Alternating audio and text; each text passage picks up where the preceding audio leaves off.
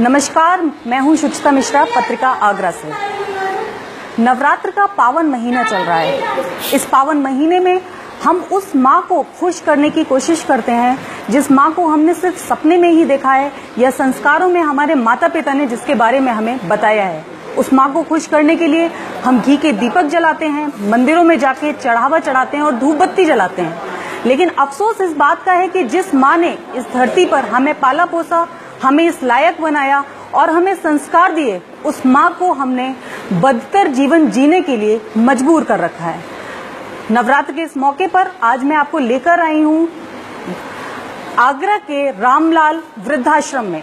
यहाँ पर मैं आपको दिखाऊंगी उन माँओं का हाल जिनका घर परिवार होते हुए भी, बेटे होते हुए भी, अच्छी समृद्धि परिवार में होते हुए भी वो यहाँ वृद्धाश्रम में मजबूरी भरा जीवन जीने को मजबूर हैं।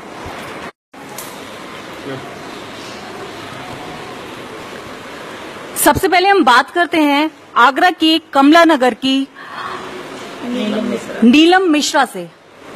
आंटी नमस्ते। नमस्ते बेटा। क्या हुआ आंटी आपके साथ में, कहाँ की रहने वाली हैं आप, अपने बारे में थोड़ा सा बताइए। बेटा ना, मैं रावतपाड़े की रहने वाली हूँ बेटी। कमला नगर में मेरी शादी हुई थी। मेरी मार्केट है, कोठी है। बहू बेटा बहुत तंग करते थे, सबसे ज्यादा बहू बहुत लड़ती थी। सारी संपत्ति जायदाद सब ले लिया मुझसे। अब मेरी लड़की को भी निकाल दिया। लड़की के निकालने के बाद हम दोनों को निकाल दिया, पति पत्नी को। अब क्या कहते हैं, खाना बनाना सारा काम पूरा डिटो मैं करती थी। खाने के टाइम पर लड़ने के लिए तैयार हो जाती थी, गंदी गंदी गालियां बकती थी बहू। मेरे से बोले हम दोनों तलाक लेंगे, हम तलाक लेंगे। मैंने कहा तुम तलाक मत लो, हम घर छोड़ के चले जाएंगे। फिर हम दोनों यहाँ पे आ गए। कितने समय से रह रहे हैं आंटी आप? मेरे को 8वां महीना चल रहा है। 8वां महीना चल रहा है। एक बार भी वो लोग मिलने नहीं आए आपसे? नहीं, बहू बेटे मिलने नहीं आए। बड़ी बेटी आती है मिलने मुझे, दामाद आते हैं, छोटी बेटी आती है। बेटी आपकी यहीं पर आगरा में रहती है? हाँ, आगरे में ही रहती है, वहाँ पे दयालबाग के पास ही। इसके बाद हम आपको मिलाते हैं एक ऐसी माँ से जो एक महीना गुरुद्वारे में वक्त गुजार कर आई। उसके बाद में मजबूर होकर उन्हें इस आश्रम में आना पड़ा।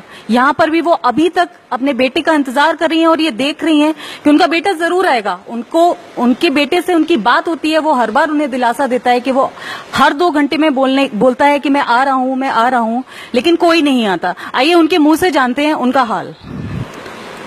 आंटी, क्या नाम है आपका? Aunty please.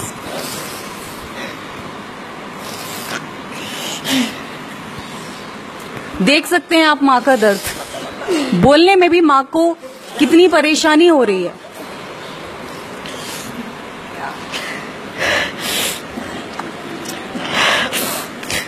बताइए आंटी, सबको बताइए। मेरा नाम है।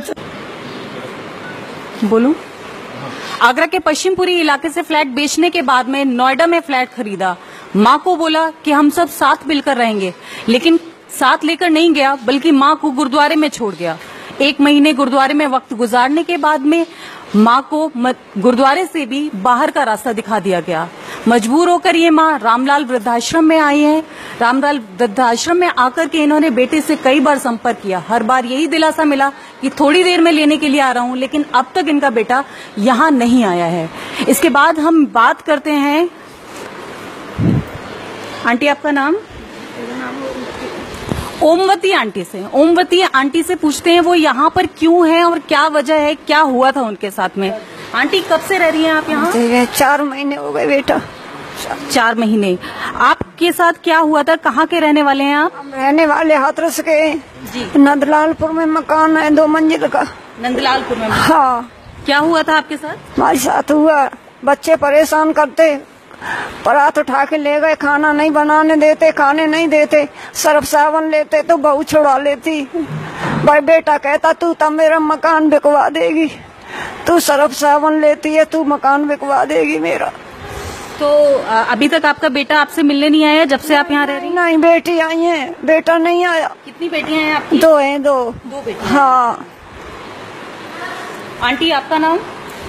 मेरा नाम साहबा है जी। शारदा। हाँ। आंटी आप कब से रह रही हैं यहाँ पर? वो 3 महीना है। 3 महीने हो गए। आप क्यों आए थे यहाँ पर, क्या हो गया था? ये ऐसा हो गया कि 2 महीने से मैं बड़ी लड़के के पास थी जी। वो छोटी बहू ने कही कि बड़े को जरा रह करो मम्मी जी। तो मैं देखूं जाके रखे को कर नहीं रखे जी। तो वो दोनों दारू पीता है तो दोनों में लड़ाई हुई जी। तो 2 एक औरतें बोली ये बच्चा ना रही कैसा मार रहा हूँ बहुत बुरे तरह मार रहा हूँ मैं उसे बचाने चली गई तो वो मुझसे बोला कि हट जाओ तुम्हें जाए मार डाले को जी। सुई मैंने उठा के मेरा चांटा मारा। बेटे ने आपको चांटा मारा? हाँ सुई में दूसरे यहाँ भागी आई। बेटे ने चांटा मारा, मजबूर होकर माँ को घर छोड़ना पड़ा। आंटी आप कहाँ से आई हैं? मैं मथुरा से। मथुरा से आई हैं। क्या हुआ था आपके साथ, आप यहाँ कैसे आई? आपके साथ में ऐसा हुआ कि जैसे हमारे वो बीमार थे जी। तो उसने लेकर आ गए थे। हाँ। यहाँ पे BSc कॉलेज में जी। वो लेके आ गए थे। फिर उसने जो साल भर हो गई वो खत्म हो गए। आगरे में भर्ती करा, हेमरेज की बीमारी हो गई थी उनकी तो वहाँ पे कुछ सेवा 3 साल हो गए। कोई 3 साल से तो कोई 1.5 साल से, कोई कई महीनों से यहाँ समय गुजार रहा है। ये कुछ माएं हैं जिनसे आज हमने आपको रूबरू कराया है। ऐसी ही 1 नहीं 2 नहीं, पूरी 92 माएं कई राज्यों से यहाँ पर आकर के इस रामलाल वृद्धाश्रम में रह रही हैं। इनके आंसू रुकने का नाम नहीं लेते हैं। इस नवरात्र के इस मौके पर आपको ये इन माओं से मिलाने का हमारा उद्देश्य सिर्फ इतना था कि देवी माँ को प्रसन्न करने के बहुत तरीके आपने आजमाए हैं। वो तरीके भी शायद आपको इन माओं ने ही संस्कार में सिखाए होंगे। इन माओं ने आपको बड़ा इसलिए किया था ताकि आप बुढ़ापे पर इनका सहारा बन सकें। अगर आपको खुश करना ही है तो साक्षात धरती पर मौजूद उस माँ को खुश कीजिए जिसकी बदौलत आप यहाँ तक पहुंचे हैं, जिसकी बदौलत आप कमा रहे हैं, अपना परिवार बसा पाए हैं। अगर इस माँ को आप खुश रख सकेंगे तो देवी माँ आपके ऊपर अपनी कृपा वैसे ही बरसा देगी। नमस्कार।